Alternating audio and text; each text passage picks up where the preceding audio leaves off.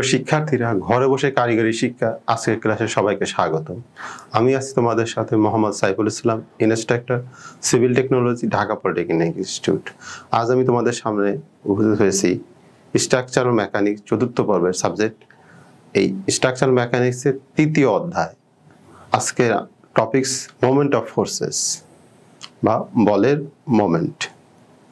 চলো বন্ধুরা, দেখে নেওয়া যাক আমরা এই বলের মোমেন্ট থেকে আজকে কি শিখতে পারবো। আজকের পাঠের শিখন ফল: বলের মোমেন্ট জানতে পারবো, মোমেন্টের জ্যামিতিক ব্যাখ্যা করতে পারবো, মোমেন্টের প্রকারভেদ জানতে পারবো, ভ্যারিগনের মোমেন্টের নীতি প্রমাণ করতে পারবো, সদৃশ্য ও অসদৃশ্য সমান্তরাল বলে পার্থক্য জানতে পারবো, যুগল ও যুগলের প্রকারভেদ জানতে পারবো, যুগলের ধর্ম জানতে পারবো, লেভার ও লিভারের যান্ত্রিক সুবিধা জানতে পারবো, বলের মোমেন্টের গাণিতিক সমস্যাবলীর সমাধান করতে পারবো। বলের মোমেন্ট। বলের মোমেন্ট কি? বস্তুর উপর বলের ঘূর্ণন ক্রিয়াকে ওই বলে ভ্রামক বা মোমেন্ট অফ ফোর্স বলে। অর্থাৎ যদি কোনো একটি নির্দিষ্ট স্থান হতে লম্ব দূরত্ব থেকে কোনো বস্তুকে ঘোরায় বা ঘোরাতে চায়, তখন বলে এইরূপ ক্রিয়াকে বলে ভ্রামক বা মোমেন্ট বলে। অতএব সংক্ষেপে বলা যায়, কোনো বস্তু ঘূর্ণনের সময় তার উপর প্রযুক্ত বল ও বল প্রয়োগের স্থান হতে অক্ষের দূরত্বের গুণফলই বলের মোমেন্ট। শিক্ষার্থী বন্ধুরা, একটি চিত্র খেয়াল করো। এখানে বি বিন্দুতে একটা বল প্রয়োগ করা হয়েছে এফ, তার পারপেন্ডিকুলার ডিস্টেন্স বা লম্ব দূরত্ব ডি। ওই বিন্দুতে আমরা মোমেন্ট নেই, তা গাণিতিকভাবে বলতে পারি যে বলের মোমেন্ট ইকুয়াল টু প্রযুক্ত বল ইনটু তার লম্ব দূরত্ব। এটি হচ্ছে বলের মোমেন্ট। মোমেন্টের জ্যামিতিক ব্যাখ্যা কি? এটা চিত্র খেয়াল করো শিক্ষার্থী বন্ধুরা। এখানে মনে করি এবি রেখাটি পি বলের মান ও দিক নির্দেশ করছে। মোমেন্ট বিন্দু ও একটি স্থির বিন্দু, যার চতুর্দিকে পি বলের মোমেন্ট নির্ণয় করতে হবে। মোমেন্ট বিন্দু ও হতে পি বলের ক্রিয়ারেখা উপর ও এন লম্ব টানি, তাহলে মোমেন্টের সূত্র অনুযায়ী আমরা বলতে পারি ও বিন্দুর সাপেক্ষে পি বলের মোমেন্ট হবে বল ইন্টু লম্ব দূরত্ব। এখানে মোমেন্ট হচ্ছে এম, আর বলটা এবি রেখা বরাবর বলটা পি, আর লম্ব দূরত্ব ও এন। তাহলে পি ইকুয়াল টু হলো এবি, এবি রেখা বরাবর, আর ও এন লম্ব। এখন আমরা হাফ দ্বারা গুণ আবার টু দ্বারা গুণ করে এটা কি করা হয়েছে দেখো, হাফ ভূমি ইন্টু উচ্চতা। তাহলে ও ত্রিভুজের এখানে আমরা ক্ষেত্রফল লিখতে পারি ও এ বি ত্রিভুজের ক্ষেত্রফল। অর্থাৎ কোনো স্থির বিন্দুর সাপেক্ষে একটি বলের মোমেন্ট ওই স্থির বিন্দু এবং প্রদত্ত বলটির মান নির্দেশক সরলরেখা প্রান্ত বিন্দু দ্বয়ে গঠিত ত্রিভুজের ক্ষেত্রফলের দ্বিগুণ। মানে এ আর বি এর বিন্দু দুইটা দ্বারা যে ত্রিভুজ হবে ও এ বি, তার যে ক্ষেত্রফল হবে তার দ্বিগুণ হবে মোমেন্টের পরিমাপটা। তাহলে আমরা বলতে পারি যে M equal to 2 into O A B ত্রিভুজের ক্ষেত্রফল। মোমেন্টের প্রকারভেদ। মোমেন্ট দুই প্রকার: ক্লকওয়াইজ মোমেন্ট। ক্লকওয়াইজ মোমেন্ট বলা হয়েছে কোনো বল যদি নির্দিষ্ট লম্ব দূরত্ব থেকে বস্তুকে ঘড়ির কাঁটার দিকে ঘোরায় বা ঘোরাতে চায়, তাকে বলের ঘূর্ণন ক্রিয়াকে ক্লকওয়াইজ মোমেন্ট বলে। অর্থাৎ বল প্রয়োগের ফলে কোনো বস্তুর যদি ঘূর্ণন প্রবণতা ঘড়ির কাঁটার দিকে হয়, ক্লকওয়াইজ হয়, সেটা হবে ক্লকওয়াইজ মোমেন্ট। একটা চিত্র খেয়াল করো। এখানে বি বিন্দুতে একটা বল প্রয়োগ করা হয়েছে এফ এবং তার পারপেন্ডিকুলার ডিস্টেন্স ডি। তাহলে এম বিন্দুতে মোমেন্ট হবে এফ ইন্টু ডি। মোমেন্টের একক কেজি সেন্টিমিটার, কেজি পার সেন্টিমিটার না, অবশ্যই কেজি সেন্টিমিটার। এখানে শিক্ষার্থী বন্ধুরা অনেকে এই জায়গাটা ভুল হয়, কেজি পার সেন্টিমিটার লিখবে, হবে KG centimetre. Anti clockwise moment. কোনো বল যদি নির্দিষ্ট লম্ব দূরত্ব থেকে বস্তুকে ঘড়ির কাঁটার বিপরীত দিকে ঘোরায় বা ঘোরাতে চায়, তাহলে বলের এইরূপ ঘূর্ণন ক্রিয়াকে অ্যান্টি ক্লকওয়াইজ মোমেন্ট বলে।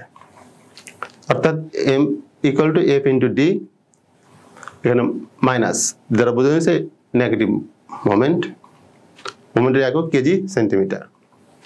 ভ্যারিগনের মোমেন্টের নীতি। ভ্যারিগন একজন ফরাসি ম্যাথমেটিশিয়ান, গণিতবিদ। তিনি 1687 খ্রিস্টাব্দে এই প্রিন্সিপাল বা এই থিওরিটা পাবলিশ করেন। থিওরিটা কি? একই সমতলে কোনো বিন্দুর জন্য দুই বা ততোধিক সমকেন্দ্রিক বলের মোমেন্টের বীজগাণিতিক যোগফল উক্ত বিন্দুতে বলগুলির লব্ধির মোমেন্টের সমান হইবে। এখানে একটা চিত্র খেয়াল করো শিক্ষার্থী বন্ধুরা। একটা চিত্রে ও বিন্দু থেকে দুইটা বল, একটা পি একটা কিউ নেওয়া হয়েছে এবং ও এবং পি বলের একটি লব্ধি বল আর, এবং এই কিউ থেকে তার ওএক্স রেখার উপর একটা বিন্দু নেওয়া হয়েছে এম, তার থেকে তার দূরত্ব জিএম ইকুয়াল টু এস, আবার কেএম ইকুয়াল টু আর, আর এলএম ইকুয়াল টু টি।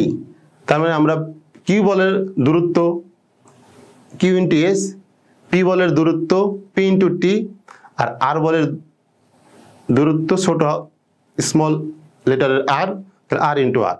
ভ্যারিগনের যে কথাটা বলছে যে একই সমতলে কোনো বিন্দুর জন্য দুই বা ততোধিক, দুইটা বল এখানে P into P O Q, তাদের দূরত্ব এস ইন্টু টি। তাহলে আমরা মোমেন্ট জানি কি? বল ইন্টু দূরত্ব। তাহলে কিউ ইন্টু এস একটা মোমেন্ট কিউ বলের জন্য, এবং পি ইন্টু টি পি বলের জন্য মোমেন্ট, এবং তাদের লব্ধি আর, আর ইন্টু টি লব্ধির মোমেন্ট। এই হচ্ছে ভ্যারিগনের নীতি। ভ্যারিগনের মোমেন্টের নীতি আমরা প্রমাণ করব। একই চিত্র অনুযায়ী মনে করি ও বিন্দুতে পি কিউ দুটি সমতলীয় বল ক্রিয়ারত, এদের লব্ধি আর। বল তিনটি এক্স অক্ষের সাথে যথাক্রমে বিটা আলফা গামা কোণে কাজ করছে। শিক্ষার্থী বন্ধুরা খেয়াল করো যে পি বল বিটা কোণে, কিউ বল আলফা কোণে, এবং আর লব্ধি বল গামা কোণে কাজ করছে। এম বিন্দু হতে পি কিউ আর তিনটি বল লম্ব দূরত্ব যথাক্রমে টি এস আর, মানে পি বলের দূরত্ব টি, কিউ বলের দূরত্ব এস, এবং আর লব্ধি বলের দূরত্ব আর। ভ্যারিগনের নীতি অনুসারে এম বিন্দু হতে পি ও কিউ বলের মোমেন্টের বীজগণিতের যোগফল হবে অর্থাৎ লব্ধি আর এর মোমেন্টের সমান, অর্থাৎ আর ইন্টু আর লব্ধির moment equal to Q into S, Q বলের moment P into T P বলের মোমেন্টের যোগফলের সমান। এখন এই চিত্রটা শিক্ষার্থী বন্ধুরা ভালোভাবে খেয়াল করো। এখানে ও বি ই এই ত্রিভুজ হতে আমরা সাইন আলফা ইকুয়াল টু লিখতে পারি বি বাই ও বি, তা ইকুয়াল টু বি বাই আর। এখান থেকে আমরা বি এর মান যদি বের করি তাহলে লেখা যায় আর সাইন গামা। তা ও এন ত্রিভুজ থেকে আমরা লিখতে পারি sine alpha equal to N by O N, আর এন ইকুয়াল টু সি। চিত্রটা খেয়াল করো। এবার C by Q, sine alpha equal to C by Q, তা সি ইকুয়াল টু আমরা লিখতে পারি কিউ সাইন আলফা। আর এবিসি ত্রিভুজ হতে লিখতে পারি sine beta equal to BC by AB, BC আর এবি ইকুয়াল টু পি, তাহলে BC equal to P sine beta. O K M হতে আমরা লিখতে পারি sine gamma equal to K M by O M, আর K M equal to R, R by O M, তবে R equal to O M by sine gamma. আর O G M হতে লিখতে পারি sine alpha equal to G M by O M, আর G M equal to S, S equal to আমরা লিখতে পারি O M by sine alpha. O L M হতে sign beta equal to লিখতে পারি L M by O M, আর L M equal to T by O M, আর T equal to আমরা লিখতে পারি ও এম সাইন বিটা। পরবর্তীতে এখন প্রমাণে ওই চিত্রটাই আমরা এ বি ইকুয়াল টু ওপি এবং বিসি ইকুয়াল টু ডি যদি হয় তাহলে আমরা লিখতে পারি যে আবার B equal to C E plus BC. চিত্রটা খেয়াল করো, BE equal to BC plus C, BC plus C. এখন বি সি সি এগুলোর মান আমরা পূর্বে বের করে আসছি। এই চিত্রটা খেয়াল করো, এখান থেকে সেই মানগুলা জাস্ট এখানে বসানো হয়েছে। বসানোর পরে উভয় পক্ষে ওএম দ্বারা গুণ করে পাই, গুণ করলে হয় OM R sine gamma, OM Q sine alpha, OM P sine beta. এখন OM sine alpha equal gamma equal to আমরা লিখতে পারি আর, এটাও আমরা এখান থেকে একটা দেখাই, এখান থেকে দেখো আর ইকুয়াল টু আমরা লিখতে পারি কি ওএম সাইন গামা, এই মানটাই এখানে বসানো হয়েছে ছোট হাতের আর, আর OM sine alpha equal to S, তাহলে Q into S, OM sine beta equal to T, তাহলে পি ইন্টু টি, তাহলে আর ইন্টু আর ছোট হাতের R, Q into S plus P into T, এটি হচ্ছে ভ্যারিগনের মোমেন্টের নীতির প্রমাণ। অর্থাৎ লব্ধি বলের মোমেন্ট ওই দুই বলের মোমেন্টের সমষ্টির সমান, এটি ভ্যারিগনের মোমেন্টের নীতি প্রমাণ। চলো বন্ধুরা পরবর্তীতে স্লাইডে সদৃশ্য এবং অসদৃশ্য সমান্তর বলের পার্থক্য। সদৃশ্য সমান্তরাল বল মানে একাধিক বলের ক্রিয়া দিক পরস্পর সমান্তরাল এবং বলগুলি একমুখী হলে তাদেরকে সদৃশ্য সমান্তরাল বল বলে। চিত্রটা খেল। অসদৃশ্য সমান্তরাল বল একাধিক বলের ক্রিয়া দিক পরস্পর সমান্তরাল বলগুলো ভিন্নমুখী হলে তাদেরকে অসদৃশ্য সমান্তরাল অসদৃশ্য সমান্তরাল বল বলে। যুগল জোড়া, কাপল, ইংরেজিতে কাপল বলে। যখন দুটি সমান এবং সমান্তরাল বল বিপরীত দিকে ক্রিয়া করে কিন্তু যাদের ক্রিয়া একই সরলরেখা বরাবর কাজ করে না, তখন তারা একটি জোড়া বা যুগল সৃষ্টি করে। চিত্রে পি মানের দুটি সমান ও সমান্তরাল বল এ ও বি বিন্দুতে বিপরীতমুখী ক্রিয়া করে জোড় বা যুগলের সৃষ্টি করেছে। এটা একটা জোড়। জোড় বা কাপল দুই প্রকার। ক্লকওয়াইজ কাপল, এক্ষেত্রে কাপলের ঘূর্ণন ঘড়ির কাঁটার অনুরূপ হলে এটা হলো ক্লকওয়াইজ কাপল। চিত্রে খেয়াল করো, M A equal to F into A B, F into D, এই বিন্দুতে যুগলের মোমেন্ট। আর অ্যান্টি ক্লকওয়াইজ কাপল, এক্ষেত্রে কাপলের ঘূর্ণন ঘড়ির কাঁটার বিপরীত বা বি বিন্দুতে যুগলের moment, F into A B minus, তারা বোঝানো হয়েছে এটা অ্যান্টি ক্লকওয়াইজ। সদৃশ্য জোড় ও অসদৃশ্য জোড়। সদৃশ্য জোড়, যদি দুটি জোড়ের বাহুর পরিমাণ ও বলের মান আলাদা হওয়া সত্ত্বেও তাদের মোমেন্ট দ্বয় পরস্পর সমান হয় তবে তাকে সদৃশ্য জোড় বলে। আর অসদৃশ্য জোড়, দুটি জোড়ের মোমেন্টের পরিমাণ ভিন্ন হলেও অসদৃশ্য জোড় বলে। নেক্সট, যুগলের ধর্ম। খুবই গুরুত্বপূর্ণ একটা প্রশ্ন, পরীক্ষা প্রায় আসে। যুগলের ধর্ম লিখো। প্রথম ধর্ম বা বৈশিষ্ট্য, যুগল সৃষ্টিকারী বল দুটির বীজগাণিতিক যোগফল শূন্য হবে। এখানে চিত্র দ্বারা দেখো বোঝানো হয়েছে দুটো বল একে অপরের বিপরীত দিকে, তাদের লব্ধি বল শূন্য, মানে একটা উপরের দিকে একটা নিচে, একটা আপওয়ার্ড একটা ডাউনওয়ার্ড, তাহলে তাদের লব্ধি বল বা তাদের বলগুলো কি হবে, লব্ধি বল শূন্য। এটা একটা বৈশিষ্ট্য বা ধর্ম। দ্বিতীয় বৈশিষ্ট্য, যুগল সৃষ্টিকারী বল দুটি সমতলে অবস্থিত যে কোনো বিন্দুতে উহাদের মোমেন্টের বীজগাণিতিক যোগফল সর্বদা সমান বা কনস্ট্যান্ট বা ধ্রুবক। এখানে কেস ওয়ান, একটা উদাহরণ হিসেবে একটা কেস নেওয়া হয়েছে, নাম কেস ওয়ান। দেখো সি বিন্দুতে একটা মোমেন্ট নেওয়া হয়েছে, এটা একটা কাপল বা জোড়া, দুই বলের মধ্যবর্তী দূরত্ব ডি, সি বিন্দু থেকে ডি ওয়ান ডি টু। যদি সি বিন্দুতে মোমেন্ট নেই, এটা অ্যান্টি ক্লকওয়াইজ ধরা হয়েছে পজিটিভ, এটা নেগেটিভও ধরে করা যেত, এখানে পজিটিভ ধরে করা হয়েছে। তাহলে কি হবে, F into D one perpendicular distance একটা মোমেন্ট, পরের বলের জন্য F into D two C বিন্দুতে মোমেন্ট। তা এফ যদি কমন নেই, ডি প্লাস ডি টু, তা ডি প্লাস ডি টু কি ডি, তা এফ ডি, এটা একটা মোমেন্ট। দ্বিতীয় কেসে দেখি আমরা একই ঘটনা কি হয়। এখানে সি বিন্দুতে মোমেন্ট নিয়ে অ্যান্টি ক্লকওয়াইজ মোমেন্টটাকে ধরা হয়েছে পজিটিভ, তাহলে সি বিন্দুতে মোমেন্ট নিই এফ বলের জন্য perpendicular distance D one, F into D one, আর এটা হবে ক্লকওয়াইজ।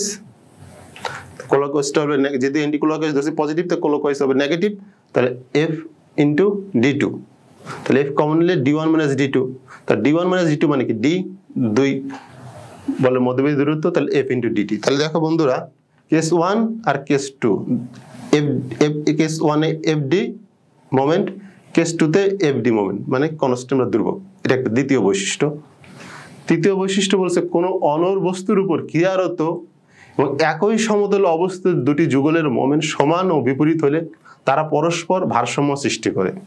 এখানে দুইটা কাপল বা দুইটা জোর দেখানো হয়েছে, একটা এফ বল দ্বারা আর একটা আর বল দ্বারা, দুইটা একে অপরের বিপরীত। প্রথমে আমরা চিন্তা করি এফ বল দ্বারা, ওটা আপ ডাউনওয়ার্ড একটা বল, এটা এফ এর আপওয়ার্ড বল। দ্বিতীয়টা আর আর দিয়ে যে কাপলটা বোঝানো হয়েছে, ডাউনওয়ার্ড একটা আপওয়ার্ড। এখন এরকম একটা বস্তুর উপরে যদি এদিকে একটা ফোর্স দেই আর এদিক দিয়ে একটা ফোর্স দিই, তাহলে বস্তুটা ব্যালেন্স রাখার জন্য তার অপর দিকে এদিকে এটা ডাউনওয়ার্ড, এদিকে আপওয়ার্ড একটা ফোর্স দিলে এটা বস্তুটা অনড় বা ব্যালেন্স অবস্থা থাকবে। এটি হচ্ছে একটা যুগলের ধর্ম। এবং বলছে কি কোনো অনড় বস্তুর উপর ক্রিয়ারত এবং একই সমতলে অবস্থিত দুটি যুগলের মোমেন্ট হবে সমান এবং বিপরীত হলে তারা পরস্পর ভারসাম্য সৃষ্টি করে, মানে ব্যালেন্স থাকবে।